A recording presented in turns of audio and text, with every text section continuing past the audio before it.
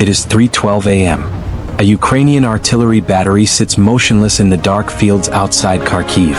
The gun crews have been ready for 11 minutes.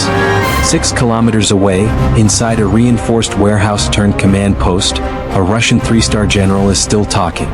Still transmitting on an encrypted radio frequency that Ukraine has been tracking for 3 days straight. The signals team has his coordinates locked. The strike is authorized. But the window is closing with every passing second. 4 minutes. That is all that remains before the rotation schedule moves him. Lieutenant General Vitaly Gerasimov is the deputy commander of Russia's 41st Combined Arms Army, the force spearheading the assault on Kharkiv, Ukraine's second-largest city with nearly 3 million residents. If Kharkiv falls, Russia controls the entire northeastern corridor. The road toward central Ukraine opens. The war changes shape entirely. Gerasimov is the man designed to make that happen. 30 years inside the Russian military. Combat experience in Chechnya and Syria. He knows how to crack urban defenses, how to exhaust a city's will to resist, how to coordinate armor, infantry, and artillery across a sprawling front line. He is not a political appointment. He is a functional weapon. But 12 days into the invasion, nothing has gone to plan. Columns are stalled north of Kiev. Fuel convoys are being ambushed by territorial defense units. Soldiers are surrendering to civilian farmers. The casualty numbers are mounting faster than any Russian planner predicted. Moscow is pushing pressure downward with increasing intensity. Results now or there will be consequences. That pressure is changing how generals operate. They are moving forward, closer to the action. Transmitting more. Staying in one location longer than doctrine recommends. They are managing too many simultaneous failures and the communications load is overwhelming their own security protocols.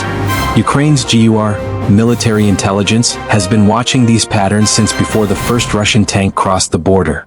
With signals intelligence support from the United States and Great Britain, they have intercepted Russian command communications in real time since day one. They are not just watching the battlefield. They have built a list. Vitaly Gerasimov is on it.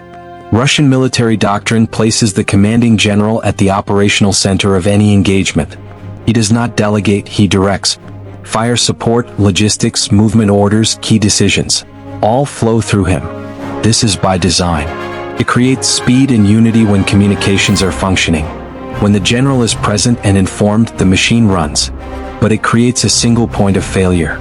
Ukraine has understood this for years.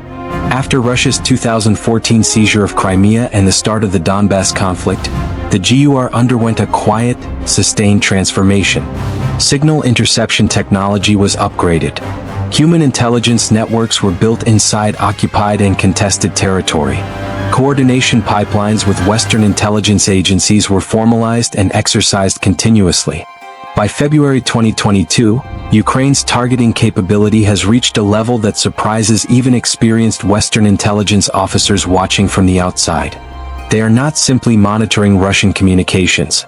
They are attributing specific voices to specific commanders, matching radio signatures to units, building behavioral profiles that predict where a general will be based on his habits, his schedule, his patterns under stress.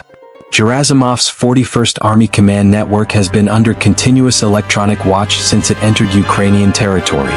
Every frequency used by his headquarters has been logged. Every positional transmission fed into a targeting database. For 72 hours before this moment, that database has been filling. Tonight it is complete.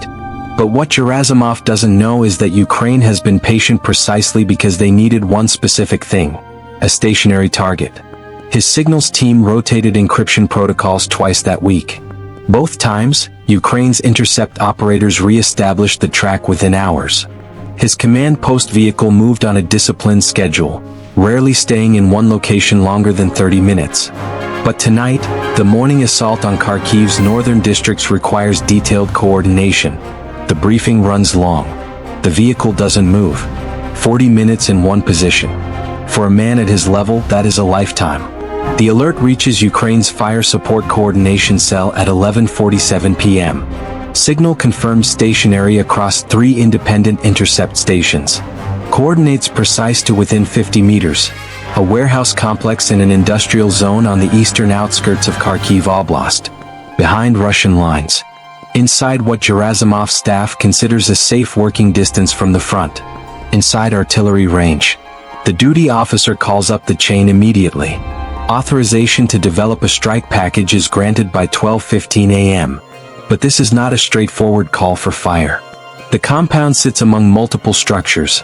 A poorly placed strike could miss entirely while exposing Ukraine's interception capability to Russian intelligence. That is a trade Ukraine will not make. Air assets are ruled out immediately. Russian air defense systems are active throughout the zone. A drone or aircraft approaching the target risks early detection. Artillery is the answer, but it has to be precise. A fire support team is assigned the mission. The weapon system selected is a battery of 122mm howitzers repositioned several days earlier to support operations northwest of the city. The range is workable. The ammunition load is sufficient. The challenge is the calculation. Achieving the correct dispersion pattern across the full compound footprint from this angle requires careful elevation work. The team works through the night. Grid coordinates checked twice. Barrel elevation computed against terrain data. Time of flight calculated for synchronized impact across the target area. 4 guns. Multiple rounds per tube. The strike package is designed to cover the entire compound, not one building but all of it. The process takes 51 minutes. Every few minutes, the signals team checks the frequency. The briefing continues. Gerasimov's officers work through morning assault positions, supply routes, and artillery support timing for the Kharkiv push. The conversation is thorough and professional. These are experienced officers doing detailed planning under pressure. None of them are thinking about incoming fire. At 2:58 a.m., the completed fire mission package is submitted for final authorization. At 3:04 a.m., approval is given at senior command level. The battery commander receives coordinates, elevation data, and firing sequence at 3:06 a.m. Gun crews load without speaking. No lights. Minimal movement. Every action is trained and automatic. On the intercept channel, Gerasimov's voice remains steady and clear. At 3:09 a.m., one of Gerasimov's staff officers raises a question that delays the briefing further. A boundary clarification between 2 assault units. A small administrative detail. Gerasimov answers directly, his voice carrying the calm authority of a man who has run hundreds of these sessions. It is the last transmission he will ever make. At 3:11 a.m., Ukraine's signals team sends a single confirmation to the battery commander. Target is still in position. The order goes out at 3:12 a.m. The first gun fires. The round is in the air for 39 seconds. Inside the command post, the briefing is winding down. Officers are collecting their maps. Gerasimov is issuing final instructions for the morning. The room is warm. The generators are running. The first shell hits the compound. Then the second. The third and fourth arrive almost simultaneously. Round after round lands in a tight, calculated pattern. The warehouse, built for industrial storage, not military protection, does not absorb the impacts. The walls fail. The roof collapses across the command post area. The structure that felt like shelter becomes the kill zone.